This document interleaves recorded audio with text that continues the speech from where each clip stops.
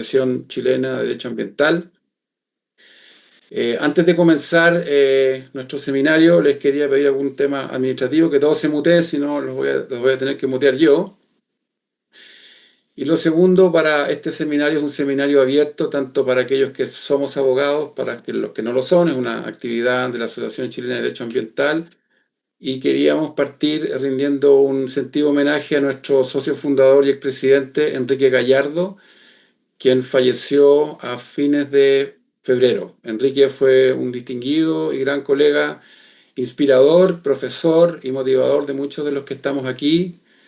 Él se dedicaba, para los que no saben, al derecho forestal, muy querido por sus alumnos y fue un gran colaborador en tiempos difíciles de la asociación cuando éramos 5 o 6 y nos juntábamos en el colegio de abogados en el centro. Estuvo mucho tiempo muy delicado de salud, después se recuperó y en febrero de este año, desde febrero ya no nos acompaña, así que yo quería partir este seminario rindiéndole un homenaje y guardando un momento de silencio en recuerdo de Enrique.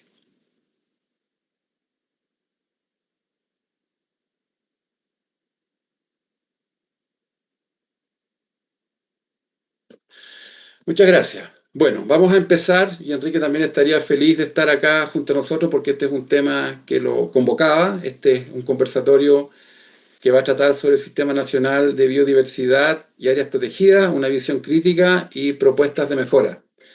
Todos nuestros participantes hoy día, nuestros expositores, son miembros de la asociación. Hemos querido establecer como regla privilegiar a todos aquellos que nos acompañan en la asociación. Y bueno, vamos, yo no me voy a referir al tema porque es un tema del cual ellos saben y van a hablar mucho mejor de lo que yo pudiera contarles. Les pido por favor que mantengamos el mayor silencio o mutearse durante la exposición de ellos. Vamos a partir con nuestro primer expositor, que es Fernando Molina. Fernando, vamos a referirnos en breves minutos a leer su... Fernando es abogado de la Universidad de Portales, se desempeñó como jefe jurídico de la Comisión Nacional del Medio Ambiente, fue asociado senior del estudio Barros y Errázuriz durante los años 2006 al 2011, fue socio también en Grupo Evans y ahora preside el estudio Molina Mata Abogado. Así que muchas gracias, Fernando. Fernando fue el de la idea de este tema, que hicimos una votación y fue lejos la que sacó el mayor número de votaciones. Así que te damos la palabra, Fernando, y adelante. Muchas gracias por estar con nosotros. Perfecto. Oye, muchas gracias y también recordar con mucho cariño y afecto a Enrique, que tenía una visión muy importante en un momento que había muy pocos abogados que se dedicaban al tema ambiental y él con mucha pasión siempre participó y fue muy generoso también en lo que sabía, qué yo. Así que partí también recordándolo. Yo voy a hablar de uno de los temas de este anteproyecto que se publicó para discusión y para recibir observación. Entiendo que se amplió el plazo para recibirlo y que tiene que ver con los planes de manejo. Y me pareció súper interesante. No sé si se ve algo de... No, voy a compartir...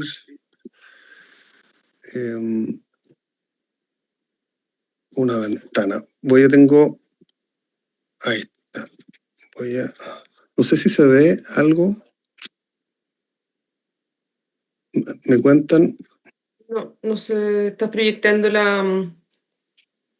Estás compartiendo pantalla, pero no la presentación. Ok. Bueno. Pero vamos a presentarlo así, porque parece que tengo... Voy a tratar una última vez. Se comparte pantalla y ahí... No, perdón. ¿Qué hice?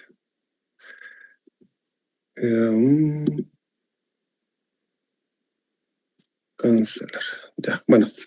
Me falló el sistema, pero vamos a partir con un poquito hablando de los planes de manejo.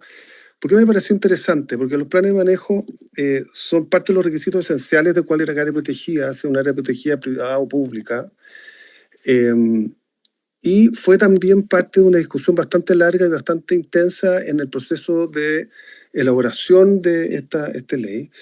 y es parte de los instrumentos bien esenciales del manejo y de la administración de un área protegida. Por lo tanto, me pareció que también tenía efectos muy importantes desde la perspectiva jurídica y también del manejo de estas áreas de protección, ¿ya? El marco normativo en general están distribuidos en 5 normas. Básicamente uno define los planes de manejo como instrumento de gestión ambiental basado en evidencia, que establece metas, principios, objetivos, criterios, en fin, etcétera, y que establece la responsabilidad social, la gestión adaptativa y la diversidad, ¿ya? Y luego hay otras normas que hablan de la zona de amortiguación, que lo vamos a hablar, la compatibilidad respecto de las áreas y la actividad de las áreas protegidas, el carácter obligatorio que tienen estos planes de manejo y los contenidos que deben cumplir, ¿ya? Vamos a ir repasando de alguna manera esa figura, pero yo lo primero que quería hacer era detenerme en cuál es la naturaleza jurídica de un plan, ¿ya? Porque eso va a determinar, y fue parte de la discusión de la historia de la ley, respecto al alcance que va a tener desde el punto de vista normativo, ¿ya? Y cuando uno analiza la doctrina y cuando hablamos del término plan, plan no está definido desde el punto de vista de la legislación nacional. Está distribuido en distintos instrumentos regulatorios, planes ministeriales, planes reguladores, planes de manejo, planes de descontaminación. Sin embargo, no existe una definición exacta de qué es lo que se entiende por plan. Y por lo tanto, esto es importante establecer los ámbitos y los límites que eso tiene. Pero sí, doctrinariamente, uno puede decir que es el resultado de un procedimiento de planificación y que tiene ciertas características en común que los caracteriza. Primero, es un instrumento de carácter preventivo, es decir, prospectivo, permite orientar, ordenar y organizar el uso de un espacio determinado o ciertos objetivos que se pretenden lograr. Requieren, obviamente, un diagnóstico previo, técnico-científico, fijan fines, objetivos, establecen medidas, indican indicadores de cumplimiento y también tienen un ámbito bastante amplio de discrecionalidad en su implementación. Y eso nosotros lo vemos en los distintos planes, donde establece ciertos requisitos, contenido, etcétera, pero sí tiene en la forma de cumplir con esos objetivos de planes de descontaminación, de instrumentos de prevención territorial, un amplio margen de discrecionalidad en su aplicación. Y esta cuestión es bien importante desde el punto de vista normativo, porque lo que nosotros estamos enfrentados acá es que si estos planes presentan estas mismas características, es decir, se intenta planificar un territorio en un área protegida con un objeto de protección determinado, dependiendo de la característica del área protegida que se pretende regular, y establece plazos, medidas, se tiene que revisar periódicamente y por lo tanto también participa de esta naturaleza de plan y de proyección. Ahora, la diferencia, y eso fue parte de la discusión de la historia de la ley, es que originalmente, cuando se definía las características, se hablaba que el plan de manejo definirá el marco regulatorio del área protegida. Y cuando se discutió en el proceso de elaboración de la ley, se preguntó qué significa que este marco jurídico define lo que se hace dentro del área protegida, y se dijo en un momento que esto más bien describe la normativa que debe ser cumplida y la descripción, es decir, que no tenía un carácter necesariamente vinculante originario. Sin embargo, la discusión, el senador Alamán y después la señora Arende criticó un poquito estas indefiniciones, estableció que debía tener una autosuficiencia en la definición de las normas que lo contienen, y se modificó un término bien interesante de qué es lo que debía contener o las características del plan de manejo.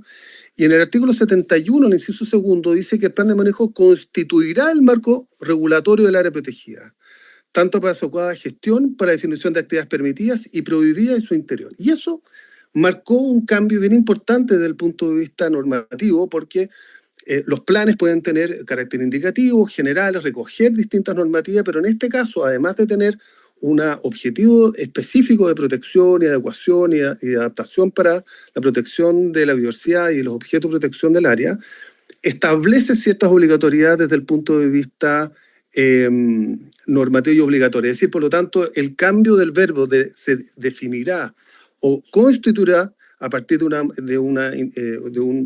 la discusión, digamos, parlamentaria, permiten hacer un cambio bien importante desde el punto de vista de la normativa.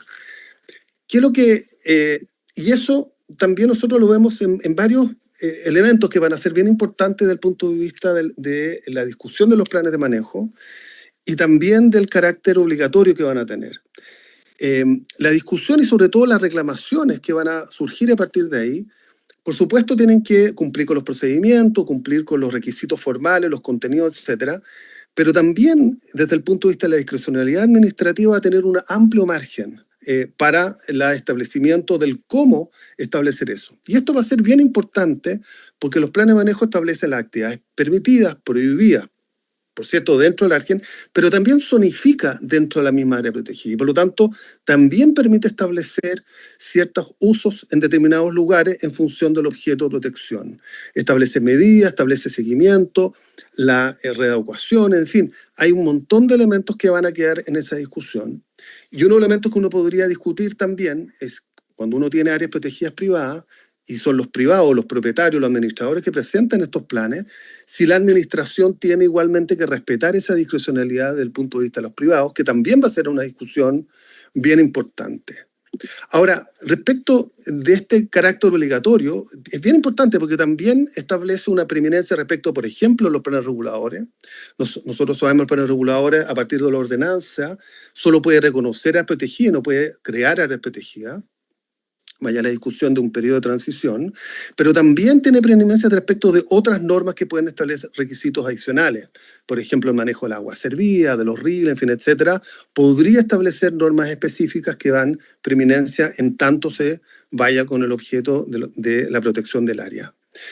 Y una cuestión bien importante son el tema de las actividades preexistentes. Si bien el artículo transitorio reconoce que las concesiones, los contratos deberán respetarse, surge una duda respecto del dictamen de la Contraloría General de la República del año 2024, que está a partir de un requerimiento de privado, dispuso luego una serie de revisión de los antecedentes que en las áreas protegidas pueden haber una relocalización y eso se permite hacer, no es una nueva concesión, y esto es bien importante el tema de los salmones, pero agrega que deberá cumplir esa regularización con la normativa y los requisitos establecidos por la normativa vigente. Por lo tanto, uno podría suponer que esta interpretación supone que cuando un plan de manejo establece la necesidad de relocalizar, y si está en un parque nacional, el parque nacional no impide las actividades comerciales productivas, y por lo tanto, en la práctica, por la vía de los planes de manejo, se dejaría sin efecto este artículo transitorio de las actividades preexistentes. Por lo tanto, eso también va a generar ciertas tensiones desde el punto de vista administrativo y de cómo se va a aplicar.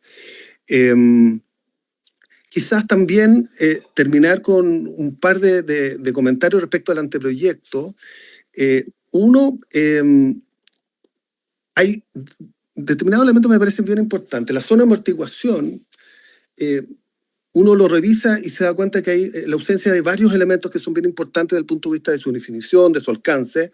¿Y por qué es importante? Porque la zona de amortiguación, a diferencia de la área protegida, no establecen obligaciones ni restricciones, solamente sugiere que los planes reguladores puedan establecer ciertos usos de suelo compatibles, que tampoco es obligatorio, pero ciertamente va a tener una incidencia en la evaluación ambiental de proyectos, porque si un proyecto está en una zona de amortiguación, ciertamente podría estar dentro de las categorías de impacto significativo sobre áreas protegidas, porque se establece que cuando está cercano a áreas protegidas, puede susceptibilidad de afectar, podría generar ese impacto significativo, por lo tanto, tiene un efecto jurídico directo desde el punto de vista del desarrollo del proyecto, ¿ya?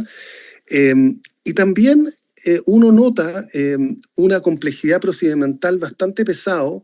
Nosotros sabemos que para la elaboración del plan de manejo se hizo una figura muy parecida a las normas ambientales: inicio, levantamiento de información, anteproyecto, proceso de participación, proyecto definitivo y aprobación final, que uno podría sostener que es relativamente razonable, pero además agrega una serie de otras instancias, por ejemplo, consejo consultivo específico, y por lo tanto se nota una carga administrativa burocrática bastante fuerte y va a ser una demora. Yo creo que uno puede anticipar que el proceso de dictación de los planes de manejo va a ser bastante lento, bastante pesado, y uno podría más bien tender a la simplificación de los procesos cumpliendo con ciertos requisitos más bien de fondo.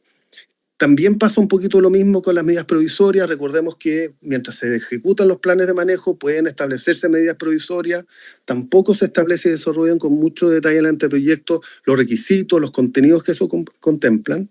Y finalmente, como un elemento también transversal que llama la atención, es la ausencia de referencias explícitas desde el punto de vista de cambio climático.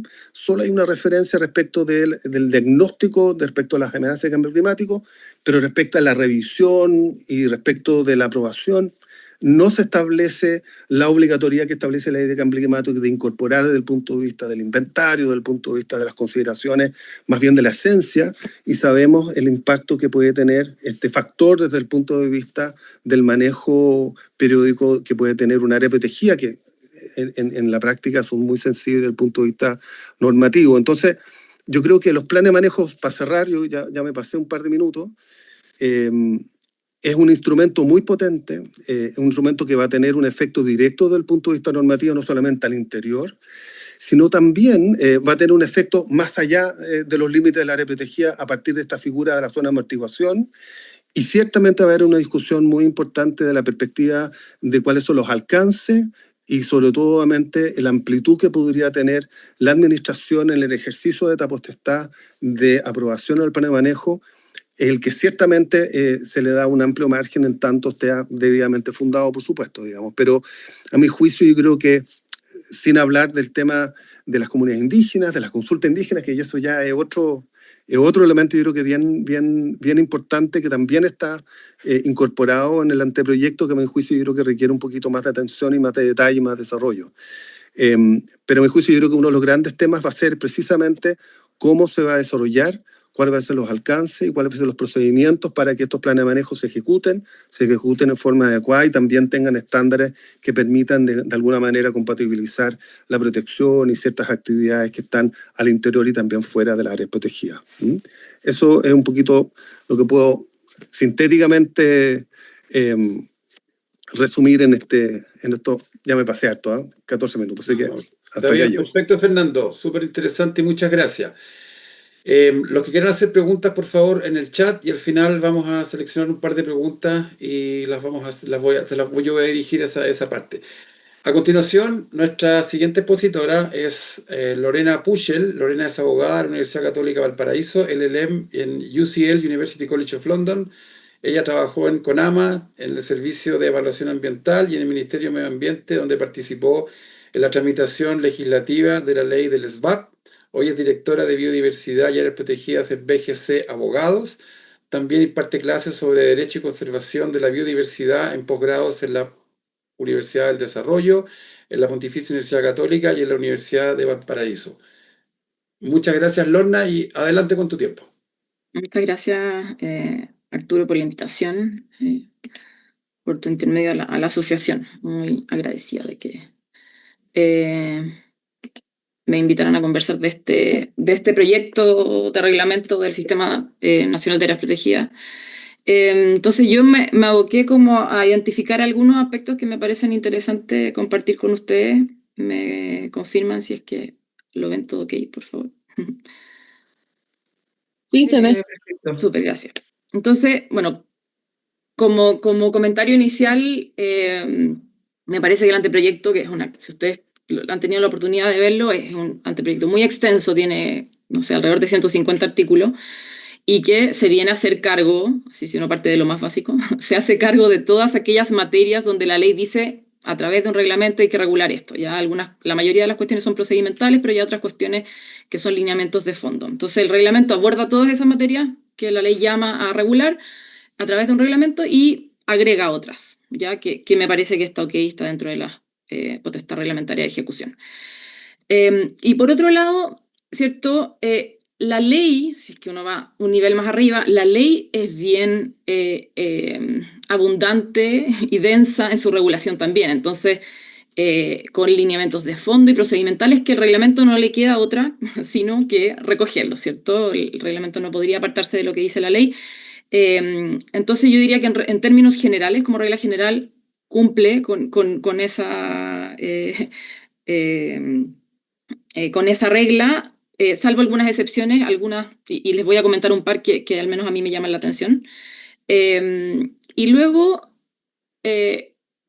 otro comentario así más general es que el reglamento no aborda ciertas situaciones que, si bien no están mandatadas por la ley a regular, sí creo situaciones preexistentes que tienen que ver con el traspaso de ¿cierto? Las áreas protegidas que hoy día existen a este nuevo Sistema Nacional de Áreas Protegidas, que creo que el reglamento es una oportunidad para regular, ya que puede hacerlo y que sería ideal que lo hiciera y esto estaríamos probablemente hablando de las normas transitorias, ¿ya? Un primer cuestionamiento que tengo, algo que me llamó la atención del anteproyecto y que se circunscribe a la regulación sobre creación, modificación o desafectación de las áreas, es un articulillo que está ahí reproducido, no en totalidad, pero que se basa, que tiene como su espejo legal en el artículo 66 de la ley SVAP. Y este es un artículo que se refiere, como dice ahí el título, a la modificación y desafectación de las áreas protegidas, ¿ya? Pero en particular, y esto es algo que fue bien discutido en la tramitación legislativa, lo que dice este artículo en síntesis es que se establece, ¿cierto?, que desafectar o modificar un área protegida del Estado es algo excepcional y hay que cumplir con cierto estándar, ¿ya? No hay que afectar los objetivos del sistema y otros requisitos. Pero luego la misma disposición dice que en el caso de reservas de región virgen y parques nacionales, que son dos categorías específicas de áreas protegidas, que son las que tienen el mayor nivel de protección, esta modificación o desafectación deberá efectuarse por ley, ¿ya? Eso es lo que dice la ley. ¿Y qué es lo que innova el reglamento? Porque aquí el reglamento reproduce lo que dice la ley, pero además innova en algo que me llamó la atención. Y es que dice, cierto, que el proyecto de ley de modificación o de desafectación de una reserva de región virgen o de un parque nacional deberá ser de iniciativa exclusiva del presidente de la República, ¿ya? Y además contar con el pronunciamiento del Consejo de Ministros. Entonces, este agregado reglamentario me parece a mí que al menos me presenta dudas de constitucionalidad, ¿cierto? Estando frente a una norma reglamentaria que viene a restringir el rol colegislador que está establecido en nuestra Constitución, tanto desde el presidente de la República como de los parlamentarios, senadores y diputados. Esto lo conversé con Patricio Zapata y está de acuerdo, como el respaldo constitucional. Yo no soy constitucionalista, pero me llamó mucho la atención y me parece que acá no puede el reglamento, ¿cierto?, restringir, ingresar en una esfera que es constitucional, como es establecer cuáles son las materias donde el presidente de la República tiene una iniciativa exclusiva, es decir, que solo el presidente puede presentar una ley, un proyecto de ley, en este caso de desafectación o modificación. Entonces, aquí se tomó una decisión parlamentaria, o sea, una decisión legal ya con esa regla, para bien o para mal, y no podría el reglamento, a mi juicio, restringir en estos términos lo ya dispuesto en la ley. ¿Ya? Entonces, ese es como un punto que me llamó la atención. Y otro punto que también tengo dudas, y algo lo mencionó Fernando al pasar, y aquí ya me voy ya cuando hay áreas protegidas creadas y hay que administrarlas, ¿cierto? Y el plan de manejo, como bien explicó Fernando, es el instrumento como estrella, el instrumento que tiene ese objetivo. Permite manejar las áreas protegidas. Y acá en esta propuesta reglamentaria se están regulando medidas provisionales para el manejo de áreas en el intertanto que se dicte un plan de manejo. Y esto es algo que no está en la ley y que se funda en la propuesta reglamentaria en una norma, bueno, en el principio preventivo, por un lado, y en una norma que está en la ley 19.880 sobre bases generales de los procedimientos administrativos, y que se refiere justamente a las medidas provisionales que pueden establecer las autoridades como voy a parafrasear, como para garantizar el resultado de las decisiones que están en trámite de ser tomadas. Pero acá, o sea, yo tengo la duda acá, tengo la duda del espacio que hay y de la legalidad de regular directamente la posibilidad de establecer medidas provisionales en un intertanto que puede durar un largo tiempo. Como decía Fernando, es un procedimiento que va a ser bien largo en de la dictación de los planes de manejo. y que está formulado en términos bien amplios. Entonces ahí yo le daría una vuelta y eventualmente, si es que se persiste o sea, si digamos uno queda tranquilo con que el artículo 32 tiene el respaldo legal para regular esto en un reglamento, creo que habría que acotarlo y hablar de excepcionalidad, proporcionalidad, que son principios que vienen recogidos en realidad de jurisprudencia asociados a medidas provisionales, que no hay que reinventar la rueda, ¿ya? Eso en las dudas de legalidad, porque como digo, el resto me parece que se adecua bastante bien a la ley. Y les comento 2 situaciones preexistentes que me ha tocado conocer como en el ejercicio profesional y que sería muy útil que el reglamento aproveche de regularlas. La primera, que junté 2 en una en realidad, tiene que ver con áreas protegidas que estoy llamando mixtas, ya eso no está en la ley, pero es decir, áreas protegidas que tienen dentro de la misma unidad que ya está creada espacios privados y espacios públicos, ¿ya? Si ustedes miran la ley, y el reglamento es un espejo de eso, la ley habla por una parte regula las áreas protegidas del Estado, que son aquellas que recaen o en bienes nacionales de uso público o en bienes fiscales, que las va a administrar el Servicio de Biodiversidad, y las áreas protegidas privadas, que son las que recaen espacialmente sobre predios privados.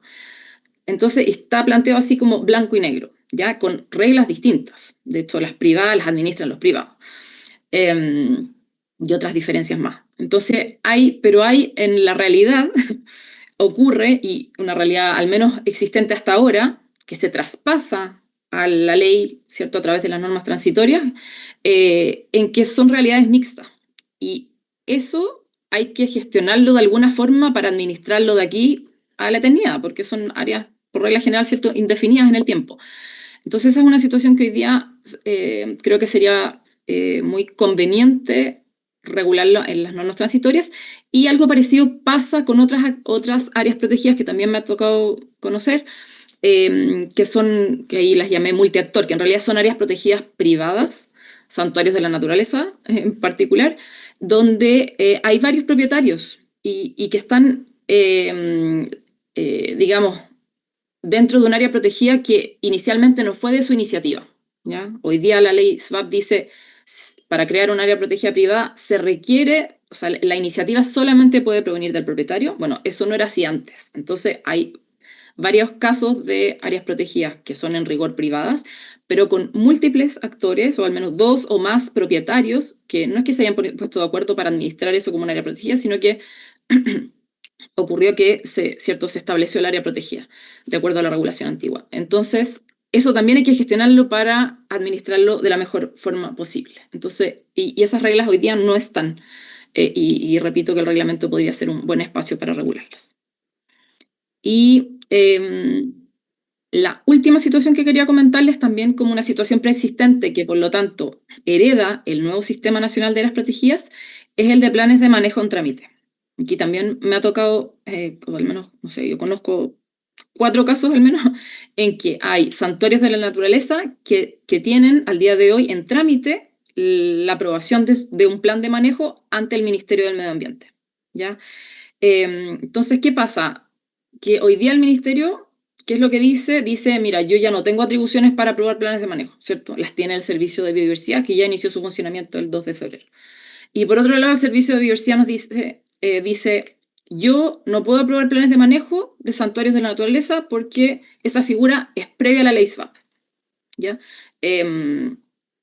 Y además, o sea, y concatenado con eso, en directa relación con eso, yo tengo que homologar antes para poder aprobar un plan de manejo. O sea, un santuario que hoy día tiene repito, un plan de manejo en trámite ante el Ministerio, entonces es incierto qué va a pasar con ese plan de manejo, se va a derivar al SVAP, hay que retirarlo, porque cierto, todavía no pasa el proceso de homologación, que es un prerequisito, de acuerdo a la interpretación que ha dado el servicio, para aprobar el plan de manejo, ¿ya?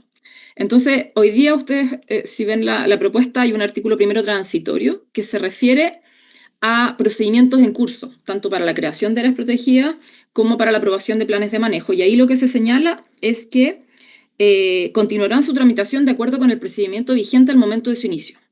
Bueno, eso al menos, o sea, no, tengo la duda de que sea consistente con esta interpretación que está teniendo y comunicando el ministerio y el servicio, y si es que uno pudiese darle una lectura compatible, que yo tengo la duda, bueno, creo que hay que aclararlo, porque no queda claro, como digo, qué va a pasar con esos planes de manejo de áreas preexistentes, y de nuevo, podemos estar hablando de, o sea, esto hasta el 2029 son los procesos de homologación, entonces podemos estar hablando de varios años, y bueno, para eso son las normas transitorias. Entonces, mi invitación es a crear estas normas transitorias y presentarlas como observaciones al anteproyecto. Eso quería contar. Muchas gracias, Lorna. Muy bien en tu tiempo, así que también se agradece eso. Nuestra siguiente expositora es Francisca del Fierro. Francisca es abogada de la Universidad de Portales con un LLM en Derecho y Política Ambiental de UCL, University College of London. Fue fiscal del Servicio de Evaluación Ambiental, fue jefa de la Unidad de Medio Ambiente de la Contraloría General de la República, fue relatora del Segundo Tribunal Ambiental y abogada de la Fiscalía de la Superintendencia de Medio Ambiente. Hoy día es consultora senior en regulación ambiental. Adelante, Francisca, muchas gracias por estar con nosotros.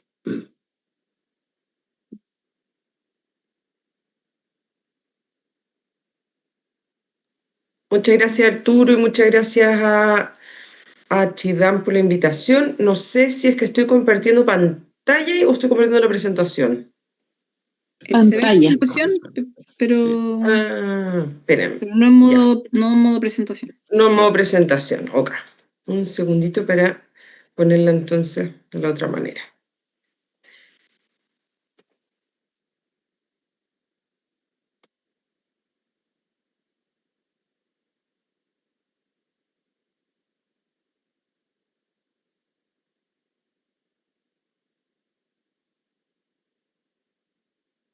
A ver, me aparece como ventana. ¿Ahí sí? Sí, ahí se ve súper. Súper, muchas gracias. Bueno, gracias de nuevo por la invitación. Yo quiero retomar algunos puntos que planteó Lorna, que me parecen súper interesantes, y justamente me quiero referir en particular al régimen excepcional que está en el artículo 5º transitorio para homologar categorías o áreas ya existentes previas a la ley 21.600. Entonces, para eso quería partir como una pequeña introducción con el régimen general de creación y modificación de áreas protegidas,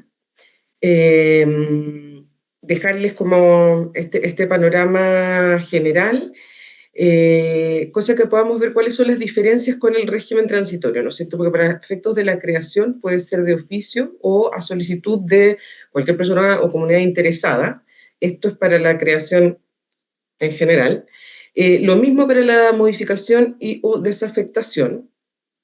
Y acá está, como también decía Lorna antes, y un poco lo mencionaba Fernando, bueno, la ley es bastante extensa, y detalla bastante el procedimiento de creación, modificación y desafectación para las nuevas áreas, ¿no?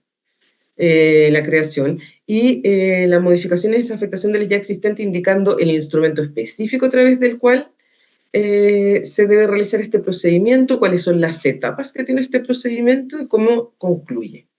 Sin embargo, tenemos un régimen especial que está en el artículo 5º transitorio, que es para la homologación de las áreas ya existentes, no de cualquier área, de aquellas áreas que deben homologarse a las categorías del SNAP, ¿no es cierto?, para que logremos este sistema unificado de áreas protegidas. Y aquí se pone un poquito más complejo el panorama porque no tenemos el mismo nivel de detalle claramente que en el régimen general que detalla la ley. Sin embargo, se dice, y acá me quiero centrar en los santuarios de la naturaleza, lo que dice básicamente el artículo 5º transitorio es que los santuarios que se encuentren creados a la fecha de entrada en vigencia, a la fecha de entrada en atribuciones del SBA, deberán homologarse previo informe del SBA a través de una decisión del Ministerio del Medio Ambiente, y que en caso de que estas áreas sean de propiedad privada, se va a requerir el consentimiento del propietario para definir su reclasificación. queda hasta ahí la frase, digamos. Consentimiento del propietario para definir su reclasificación. Esto nos va a llevar a bastantes preguntas y para revisar esas preguntas quisiera ver los casos prácticos en que se ha aplicado, ¿ya? Porque ya hay un primer periodo de homologaciones.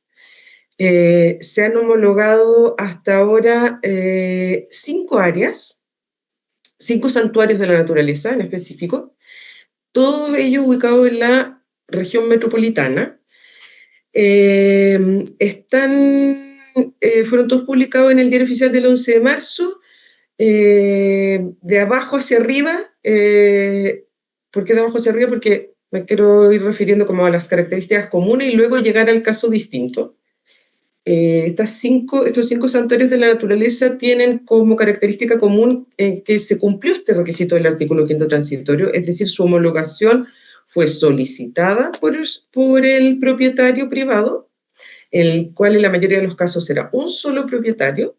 En los casos de que era más de uno, hubo un representante que actuó, valga la redundancia, en representación de todos los propietarios, entonces fue igual una solicitud completa. Y también en 4 de los 5 casos, la categoría solicitada por él o los propietarios que actuaron conjuntamente fue la misma categoría a la cual se homologó el Santuario de la Naturaleza. Es decir, el informe elaborado por el SBAP, que luego fue remitido al Ministerio del Medio Ambiente para dictar el acto de homologación, confirmó que era la categoría más idónea para homologar ese santuario, el que, si volvemos a las reglas que habíamos visto, ¿no?, en la lámina anterior del 5º transitorio, mantiene los límites y el objeto de protección establecido en el decreto de creación. Porque recordemos que estos son los santuarios de la naturaleza creados en virtud de la ley de monumentos, ¿no? Hasta ahí estamos bien, estas son como las características comunes, pero empiezan a surgir distintas preguntas. De partida, el primer caso, que es el que aparece listado ahí, en que se efectúa la solicitud por él o los propietarios actuando conjuntamente, sin embargo, se define una categoría distinta para la homologación de aquella que fue solicitada por los propietarios. Esa es una primera situación que puede darse, ¿no? Otra situación que puede darse tiene que ver con lo que ya planteaba Lorna de estos santuarios de propiedad mixta. Primero, de propiedad múltiple, diría yo, antes que la mixta es un primer problema porque acá tuvimos figuras en las que cuando había más de un propietario igual actuaron de manera conjunta en la solicitud y en la categoría solicitada. ¿Qué podría pasar aquí? Aquí podría pasar que tengamos varios propietarios y que no necesariamente actúen de manera conjunta, es decir, que algunos soliciten la homologación y otros no, que algunos la soliciten en una categoría y otros la soliciten en otra, o sea, que no haya acuerdo entre ellos ni para la solicitud ni para la categoría, y luego pasamos a esta parte que ocurrió en el caso de San Francisco de Lagunillas y Quillayal, que es que además la categoría solicitada no sea finalmente la categoría a la que se homologa. Y luego vamos a tener ahora sí los de propiedad mixta, como decía Lorna, que es casos en los que tengamos titulares privados y públicos, propietarios privados y públicos en un mismo santuario. Ese mix de situaciones nos lleva a revisar qué es lo que plantea el anteproyecto del reglamento, que la verdad que yo entiendo que ya es un anteproyecto súper extenso, que obviamente tiene como fundamento no el régimen excepcional o especial que está en el artículo 5º transitorio, sino que apunta a desarrollar el régimen general de creación, modificación y desafectación. Sin embargo, resulta súper relevante poder pensar y cuestionarnos cómo se va a aplicar este régimen transitorio para las figuras ya existentes cuando empecemos a avanzar hacia figuras que tienen mayor complejidad por propiedad múltiple o mixta. Yo traté de hacer ahí un comparado de lo que la ley en teoría mandata regular, no lo dice expresamente así, ¿no es cierto?, pero se entiende que faltaría el desarrollo de estos aspectos que podemos listar como lo que la ley mandata regular, y qué es lo que podemos revisar en el anteproyecto de reglamento como eventualmente aplicable. Creo que como conclusión definitivamente el anteproyecto no aborda directamente la homologación, y ahí queda la ventana de oportunidad de que esto se considere en este reglamento o bien que se regule de manera separada, ¿no? En otro reglamento. Me parece fundamental revisar cuáles van a ser los efectos del consentimiento del propietario y cuál es la extensión de este consentimiento. Cuando hablamos de consentimiento del propietario, ¿es un consentimiento para el proceso de homologación o es un consentimiento de incluso la categoría a la cual se va a homologar?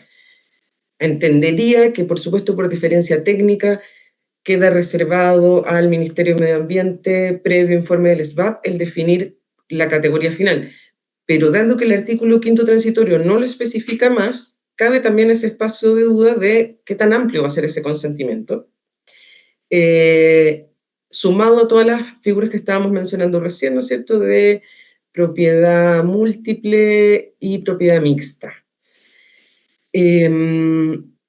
Bueno, no me voy a referir al tema de los planes de manejo, que ya lo abordó Fernando al comienzo, pero por supuesto luego vienen otras complejidades, porque lo que se ha incluido en las resoluciones que han homologado hasta ahora santuarios de la naturaleza es que aquellas que cuentan con un plan de manejo vigente seguirán con ese plan hasta que no se dicte el nuevo plan, pero no se hace cargo obviamente de aquellas situaciones intermedias que comentaba Lorna, cuyos planes se encuentran en tramitación y no han sido todavía homologadas.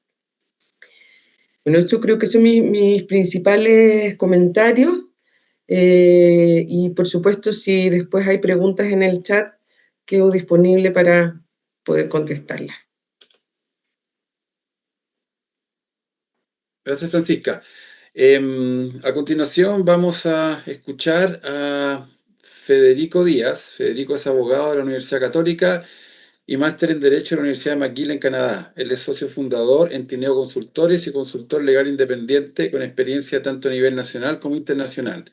Ha trabajado con los ministerios de Medio Ambiente de Canadá y Chile, así como organizaciones internacionales como la FAO, Programa de las Naciones Unidas para el Desarrollo y la Comisión para la Cooperación Ambiental de los Gobiernos de Canadá, Estados Unidos y México. Muchas gracias, Federico, por acompañarnos y adelante con tu presentación.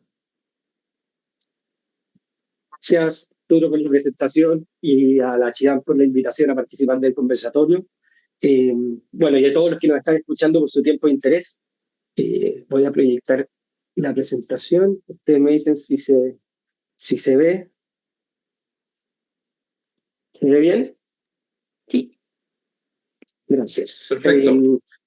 Bueno, como los otros panelistas han dicho, solo disponemos de 10 minutos para hablar, por lo que haré una presentación sobre un tema súper concreto, que esto es como bien se proyecta, digamos, las áreas de conservación de pueblos indígenas, también conocidas como ACPIS, ¿ya? Si bien existen diversos espacios de mejora en el anteproyecto del reglamento del Sistema Nacional de Áreas Protegidas, un tiempo acotado, digamos, impide hacer un barrido general del reglamento y como que obliga un poco a focalizarnos en temas específicos, ¿ya? Espero que haya más, digamos, más instancias como estas para abordar otros temas. Solo, digamos, comentarles que elegí este tema porque, no obstante, no ha sido recogido por los medios de comunicación y quizá por ahora se encuentra un poco fuera del debate público. Es un tema que ya está generando tensiones, ¿ya? Y que además se refiere a un tema que es clave, es decir, se refiere a una de las 6 categorías del Sistema Nacional de Áreas Protegidas y cuya reglamentación reglamentaria o la ausencia de la misma, como voy a exponer, podría afectar seriamente su viabilidad, ¿ya? A modo de contexto, bueno, la ley 21.600 crea el Sistema Nacional de Áreas Protegidas para resolver, digamos, la dispersión normativa institucional que había sobre esta materia, creando en una sola red áreas públicas, privadas, terrestres y marinas. Pero además, algo muy valioso del nuevo sistema es que ordena las categorías de una multiplicidad de 12, consolidándola en 5 grandes categorías, ¿ya? Que se homologan a su vez a las categorías de la UIC. Por ejemplo, digamos, parque marino, Parque Nacional y Parque Nacional de Turismo, digamos, se consolidan en la figura de Parque Nacional, que a su vez se homologa a la categoría 2 de la OIC, ¿ya? Pero además se crea una nueva figura, que son las ACPIs, ¿ya? Esta es una figura que se crea a partir de el proceso de consulta indígena de la ley 21.600, que se desarrolló durante los años 2016 y 2017 a nivel nacional, ¿ya? ¿Y por qué destaco esto? Bueno, por dos razones. En primer lugar, porque de alguna manera demuestra un interés de los pueblos indígenas que habitan el territorio nacional por tener, digamos, una categoría propia que de alguna manera refleje el vínculo virtuoso, la sinergia entre, digamos, las prácticas tradicionales y la conservación de la naturaleza. Pero además, para destacar que se trata de una figura nueva, es una figura sui generis. No existía antes en el SNASTE, en el Sistema Nacional de Áreas Silvestres Protegidas del Estado. Esto significa que no tenemos casos prácticos de cómo funcionan estas áreas. Y eso hace aún más importante la necesidad de tener una bajada normativa que nos entregue ciertos lineamientos al respecto, ¿ya?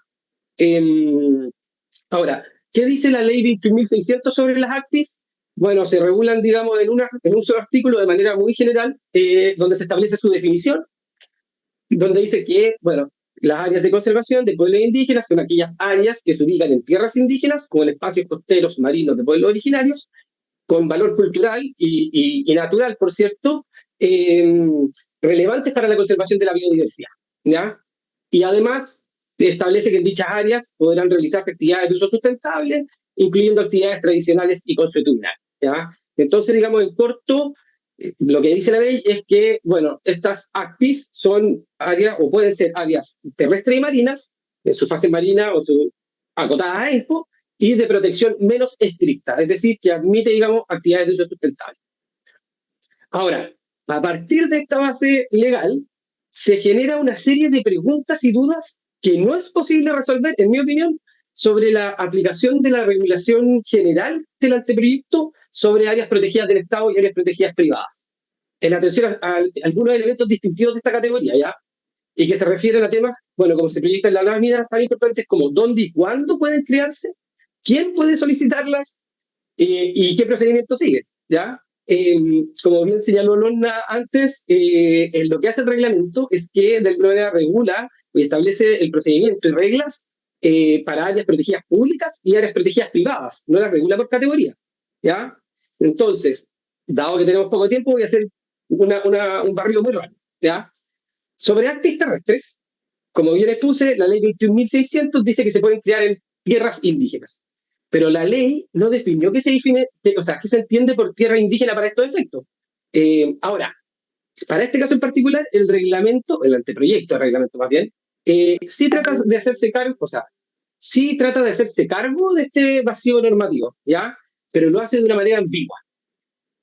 El reglamento, o sea, este anteproyecto, con consulta indígena por medio, establece que se entenderá por tierra indígena, aquí voy a tener que citar, aquella definida de acuerdo con la legislación vigente y el convenio 169 de la OIT, ¿ya? ¿Y por qué digo que esta definición es ambigua? Porque ambos instrumentos, es decir, la legislación nacional y el convenio 169, tienen un alcance diametralmente distinto de tierra indígena. Mientras la ley nacional, esta es la ley 19.253 de desarrollo indígena, las caracteriza de un modo estricto, es decir, se entiende por tierra indígena aquella, digamos, debidamente titulada e inscrita a nombre de una persona o comunidad indígena, es decir, estamos hablando de propiedad privada indígena, ¿ya? El convenio 169, en su artículo 13, digamos, recoge un concepto más amplio que incluye, digamos, aquellos territorios que los pueblos tradicionalmente, y los pueblos indígenas tradicionalmente ocupan o utilizan, ¿ya? Entonces, ¿por qué es importante, digamos, esta indefinición? ¿O por qué es relevante para los términos de la aplicación del reglamento? Porque, en definitiva, esta ambigüedad no permite zanjar el tema de fondo, y este es, para ACPIs terrestres, ¿se van a poder crear en terrenos fiscales como áreas protegidas del Estado o solo van a poder crearse como áreas protegidas privadas? Es algo así de sencillo, digamos. Y esa pregunta sigue abierta. Por mi parte, decir que esta ambigüedad, digamos, no es algo hipotético que inventé yo, es algo que está generando tensiones ahora mismo. Por ejemplo, esto está todo, digamos, en las plataformas del Ministerio del Medio Ambiente, información pública, que en durante la PAC, comunidades indígenas, por ejemplo, la comunidad indígena Tacamilla de Socaire, del pueblo Litalantay, ya presentó observaciones señalando que cualquier interpretación que no sea la interpretación amplia del Convenio 169, que incluye territorios que los pueblos indígenas tradicionalmente ocupan o utilizan, sería, digamos, un actuar de mala fe del Estado. Y por su parte, en el marco de la consulta indígena de este reglamento, 15 organizaciones representativas del pueblo indígena, de 15 ORPIs, presentaron recursos de reposición en contra del acta de acuerdos y desacuerdos en el proceso de consulta de comunidades mapuche y ligalantay, donde entre las alegaciones que se hace un cuestionamiento a la fidelidad del acta versus, digamos, lo que se conversó durante el proceso de diálogo, ¿ya? Entonces, bueno, obviamente, a partir de esos antecedentes se nota que es un tema que tensiona y que aún está abierto, ¿ya? Obviamente, este tema, es decir, la indefinición sobre tierra indígena, permea a su vez como una cascada, digamos, hacia las otras preguntas que vienen más abajo, es decir, quién puede solicitarlas, qué procedimientos siguen y sobre todo el tema de gobernanza. Como bien dijo la norma, o sea, la gobernanza de un área protegida privada es muy distinta a las áreas protegidas del Estado, ¿ya? Y cómo están reguladas. Ahora, en el caso de las ACPIS marinas, ahí la ley sí estableció, digamos, expresamente que se pueden crear en espacios costeros marinos de pueblos originarios, ¿ya? Electos. Pero la verdad es que desde que se aprueba una INPU por parte de la Comisión Regional de Uso de Borde Costero de la Cruz, hay una serie de etapas que siguen que pueden ser no solo complejas, sino largas. Y en ese sentido, la pregunta en este primer bloque sería el cuándo, es decir, desde que la CRUB aprueba el INPU, desde que la Subsecretaría de Fuerzas Armadas ha suscrito el decreto de destinación, desde que se aprobó el plan, desde que se aprobó el plan de administración o de manejo si es que hay explotación de recursos hidrobiológicos, o desde el convenio de uso. Pero yo diría que más allá de esa pregunta, en el caso de las INPU, o de las ACPIS marinas más bien, la pregunta más importante, yo creo que es más relevante, es el quién puede solicitarlas. Porque las INPU se ubican en bienes nacionales de uso público. Por lo tanto, la aplicación general del reglamento, o digamos, cuáles como las reglas que debería seguir la creación de las ACPIS marinas, deberían ser las de las áreas protegidas del Estado. Y ahí, como bien dijo Francisca, cualquier interesado puede solicitarlas. Entonces, lo que el reglamento estaría diciendo, o no diciendo, por aplicación general, es que cualquier interesado podría solicitar una ACPI marina en un ente, lo que sin duda no pareciera ser lógico. Eso es aún más complejo, considerando que los ENCO se ubican son grandes extensiones de territorio donde también hay otros usuarios que realizan actividades, ¿ya? Y que muchas veces incluso se encuentran reconocidos en los planes de administración.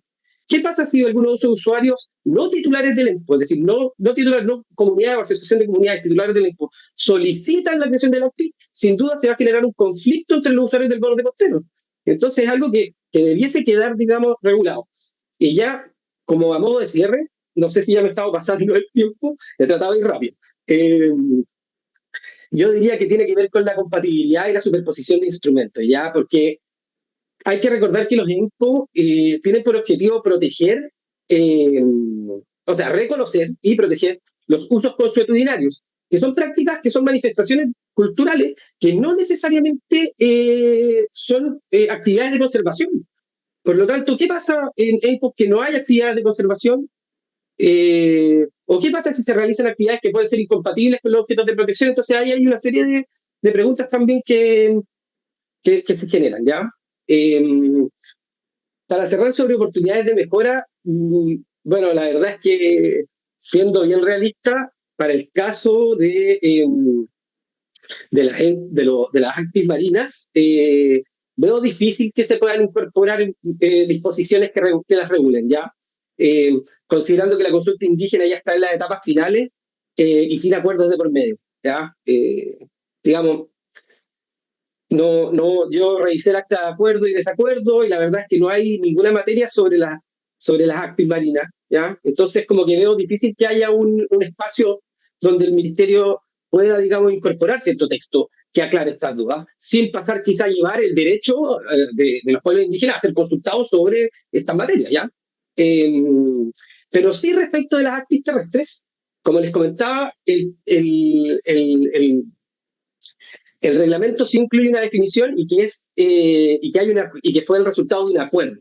Ya ahora, claro, el acuerdo fue del texto. Entonces lo que corresponde ahora es precisar el sentido y alcance de ese texto sobre la base del proceso de consulta indígena. ¿Ya? Entonces ahí lo que se tiene que hacer es establecer claramente si pueden o no crearse actis terrestres o marinas, terrestres, en terrenos fiscales como áreas protegidas del Estado. Ahora, siendo, digamos, fiel a lo que se discutió y al espíritu con que se discutió este texto. Y eso, de alguna manera, va a poder permitir reducir, al menos en parte, las incertidumbres que hay sobre esta materia y gestionar con las expectativas también de los pueblos indígenas, digamos, y facilitar la implementación de manera ordenada, porque claramente, sobre la base de los recursos de reposición, digamos, y las observaciones, de no resolverse, seguramente se va a judicializar. ¿Ya? Eso. Gracias. Gracias, muchas gracias Federico y todos los expositores que estuvieron súper bien en sus tiempos. Tenemos un par de preguntas. La primera de nuestro asociado Jorge Osandón dice, ¿por qué intervenir áreas protegidas? ¿Por qué no es posible realizar las actividades en áreas no protegidas? ¿No es económicamente viable, más racional eso? No sé, dejo abierto a quien quiere responder de nuestros panelistas. Yo creo que la pregunta de Jorge es más, claro, como, no sé si en el derecho está la respuesta, ¿cierto? Pero de todas maneras, hoy día con la ley SVAP y esta bajada reglamentaria, que en realidad no replica el fondo de lo que se puede o no hacer en un área que se relaciona con eso, ¿cierto? Ahí un poco lo que explicaba Fernando con los planes de manejo, pero hoy día al menos la ley te entrega límites bien claros por categoría respecto a los márgenes de lo que se puede o no hacer, pensado desde los proyectos o inversiones o actividades como amenaza. Entonces, tiene una dimensión que son tipos de actividades que se alinean con los objetivos más del área, ¿cierto?, protegida y que van a estar recogidos en el plan de manejo en esos términos, y otras actividades que más bien pueden tener un interés de uso del mismo espacio, ¿cierto?, con otras finalidades, y ahí es la misma ley SVAP la que establece los límites. Entonces, pero claro, las otras ya como otra capa es más bien unas preguntas o de política pública o de definiciones corporativas que creo que exceden, ¿cierto?, de la regulación. Gracias, Lorna. Tenemos otra pregunta, Caterina. Dice, respecto a la ACPI, si bien no hay casos prácticos, existe el caso del pueblo originario Rapa Nui que obtuvo la coadministración del Parque Nacional Rapa Nui. Entonces, ¿ellos podrían apelar a que este parque sea ACPI en vez de Parque Nacional? De nuevo, ¿quién quiere contestar? Bueno, lo primero es mencionar que existe un artículo transitorio en la ley específicamente para el caso Rapa Nui, ¿ya? Donde se señala que se van a tener que respetar todos los acuerdos a los que se han llegado al respecto. Ahora, sobre el caso hipotético de si Rapa Nui quisiese recategorizar su área protegida a ACPI, la verdad es que el mismo reglamento es el que entrega la respuesta. Por ahora, o sea, no el reglamento, este proyecto.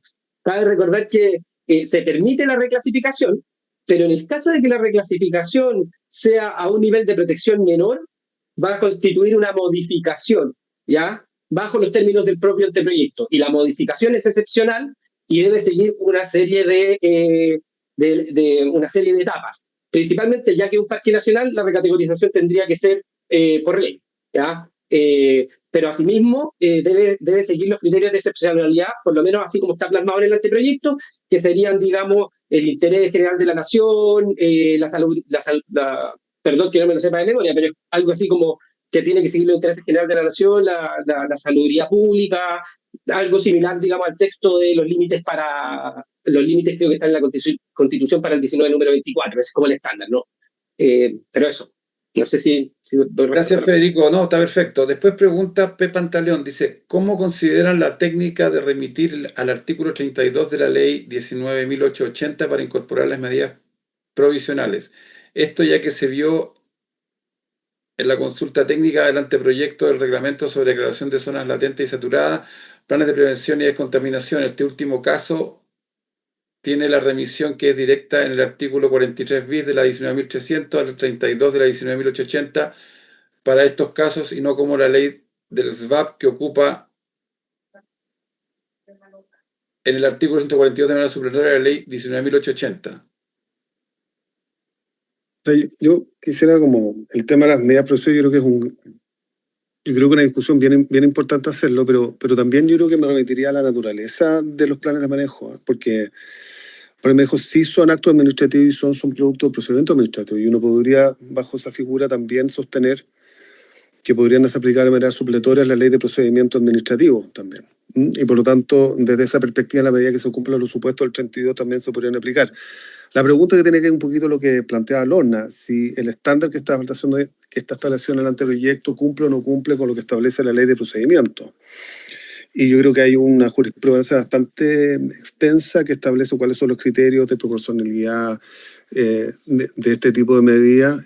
Y yo no creo que sea la fórmula o la figura que en un procedimiento que creo que va a durar varios años, en estos planes de manejo, al menos del modo como se está planteando el anteproyecto, pueda cumplir con el propósito de establecer, asegurar ciertas medidas, salvo aquellas muy urgentes y necesarias para precaver algún tipo de amenaza que se pueda identificar, pero establecer como lo que pasó un poquito con los planes de contaminación, que en el norte ocurrió algo similar, digamos, se pudiera hacer una figura similar, yo creo que no corresponde. Por lo tanto, también yo creo que el anteproyecto más bien genera más dudas que certeza respecto del cómo podría aplicarse esta fórmula y si efectivamente se está ajustado al estándar de la ley de procedimiento administrativo, digamos. Yo creo que sí se puede, pero yo creo que para este procedimiento, del modo como se está planteando, yo no me merece más duda que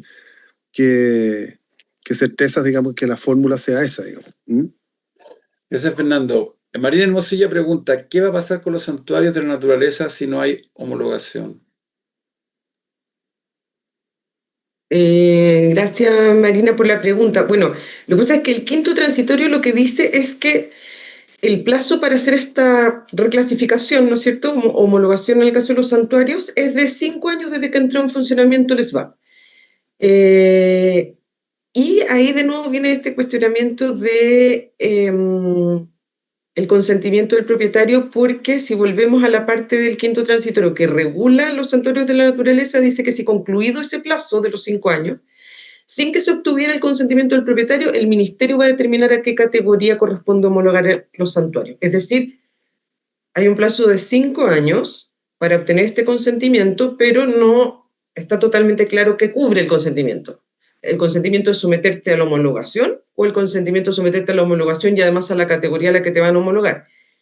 Luego, como veíamos en las preguntas también, ¿eso qué quiere decir? Consentimiento unánime de todos los propietarios. Ahí, respecto a todo el consentimiento, yo creo que hay varios temas, pero lo que sí dice el quinto transitorio es que en el fondo hay 5 años de plazo y si no se obtiene este consentimiento, el ministerio va a determinar a qué categoría se homologan. Por lo tanto, en 5 años más deberíamos tener todos los santuarios de la naturaleza homologados con o sin consentimiento. Y parece que viene otra más abajito de santuario. Después hay una parecida, sí, que es Joel Díaz, dice, ¿cuál sería la propuesta para mejorar el anteproyecto respecto al consentimiento de un privado para la homologación de santuario de naturaleza que debería regular?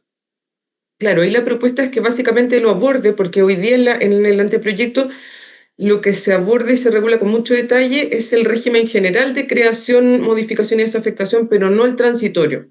Y por lo tanto no viene incorporado este concepto del consentimiento, que desde mi perspectiva resulta súper necesario porque probablemente se va a vincular a eso muchos de los problemas prácticos que se van a empezar a dar para lograr el proceso de homologación. Entonces creo que debería regular, de partida debería regular el consentimiento. ¿Qué se va a entender por consentimiento y más o menos cuál es el alcance? Ya sea en este reglamento, que entiendo que ya quizás está muy extenso, o en uno específico para, para el régimen transitorio. Ahí tenemos una última pregunta de Rocío, en honor al tiempo. Si actualmente un santuario de naturaleza está realizando su plan de manejo, ¿deberíamos como propietarios seguir con este plan de manejo o deberíamos esperar la homologación por parte del SVAP? Somos múltiples propietarios y podríamos perder la categoría de santuario si alguno de los propietarios no están de acuerdo. Lo que no entendí si es que cuando dicen están realizando su plan, se refieren si como lo están tramitando, como en elaboración, o lo están ejecutando. Rocío, ¿te puedes desmutear y hacer la aclaración si quieres? Porque si está en trámite, es lo que yo explicaba. O sea, hoy Hola, día... Hola, ¿me Rocío. escuchan? Perdón. Sí, Sí, perfecto. estamos elaborando el plan. El plan lo elaboró una Francisca de la Universidad de Chile Ujú. y ahora estamos en la parte es el humedal Santuario La Quebrada de Tunquén. No sé si lo conocen. Y también pasó lo mismo, de que éramos múltiples propietarios y no todos estaban de acuerdo y al final el Consejo Monumentos creo que fue. Ahí no recuerdo, simplemente tomó la decisión de que fuese santuario, entonces se llegó al acuerdo, ahora estamos desarrollando el plan de manejo, pero con todo esto de la homologación de las nuevas categorías no sabemos en qué estamos, como seguimos con este plan de manejo o debiésemos esperar a la homologación. Sabemos que no todos vamos a estar de acuerdo con la homologación y ahora por lo que estoy viendo el SBAP también podría como revocar esta homologación y proponer su propia categoría, entonces está complejo para los santuarios y la naturaleza todo esto, especialmente para propietarios que son privados, y es múltiple además.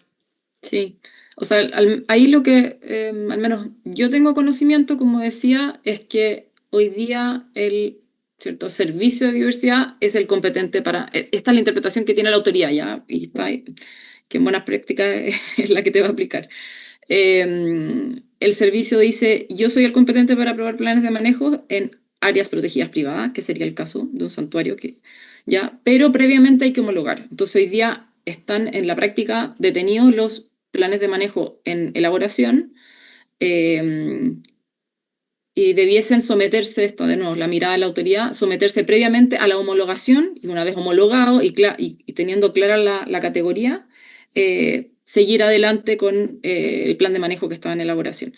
La situación de varios propietarios, lo que también esto es algo que como que yo como recogido de talleres que ha hecho el ministerio, es que, o sea, la mirada del ministerio es que, claro, la homologación se hace sobre todo el santuario, ¿ya? Eso no, entonces no es posible homologar un pedacito, pero sí es posible tener lo que llaman ellos un mosaico de categorías. Entonces, eventualmente, y esto igual tiene que tener un correlato como en el sistema, las características no sé, ambientales del ecosistema que está ahí protegido a través del santuario, pudiese ocurrir que tenga distintas categorías, hoy día un santuario se transforme en una área protegida con distintas categorías, como que llaman un mosaico, ¿ya? Entonces también eso podría vincularse con propietarios que tienen miradas distintas, uno en realidad, cierto, más de conservación, de no tocar, otro en que tiene alguna actividad de uso sustentable, entonces también puede explorarse esa posibilidad, de acuerdo o no a lo que yo he recogido de la autoría sobre esto. No sé si Francisca quiere contar Claro, yo solo agregaría que lamentablemente es justamente quienes están en trámite es el área gris, porque lo que ocurre con los planes de manejo ya existentes es que subsisten en tanto no se efectúe la homologación. Y una vez efectuada la homologación hay un plazo de 2 años para actualizar el plan, digamos, ¿no? Conforme a la nueva categoría que adquiere el santuario. El problema es que los que están a mitad de camino no queda claro qué pasa, si pueden seguir adelante con su proceso. Si uno lo piensa desde lo más deseable ambientalmente, uno diría, lo lógico es que sí, ¿no? Porque queremos que tengan un plan de manejo y que se aplique, porque para la homologación pueden pasar 5 años con todas las dificultades que habíamos conversado con Lorna, ¿no es cierto? Tanto de cuántos y quiénes solicitan, qué pasa con el consentimiento, hay muchos factores. Entonces, yo pensaría que desde una mirada ambiental lo ideal es que siga adelante la tramitación de ese plan de manejo, con el condicionante de que el día que se efectúe la homologación va a haber un plazo de 2 años para presentar la actualización del mismo, conforme a la categoría en la que se haya homologado el santuario. Pero es un área gris que no está abordada ni en la ley ni en el reglamento, sino que por ahora es solamente interpretación en base a la aplicación práctica que se ha hecho. Gracias, Francisca. Bueno, estamos llegando al término de nuestro webinar con una gran convocatoria. También quería dar las gracias a Fernando, a Lorna, a Francisca y a Federico por su tiempo y por su generosidad de compartir este conocimiento con nosotros. Invitarlo a todos ustedes a seguirnos en nuestras redes sociales en LinkedIn. Ahí estamos posteando información, columnas de opinión, de nuestros asociados y otros seminarios. Así que muchas gracias a todos por su asistencia y nos estaremos viendo en un próximo seminario de Achidam. Muchas gracias y buenas noches. Muchas gracias, chao. Gracias. Chao, chao. Buena tarde. Chao.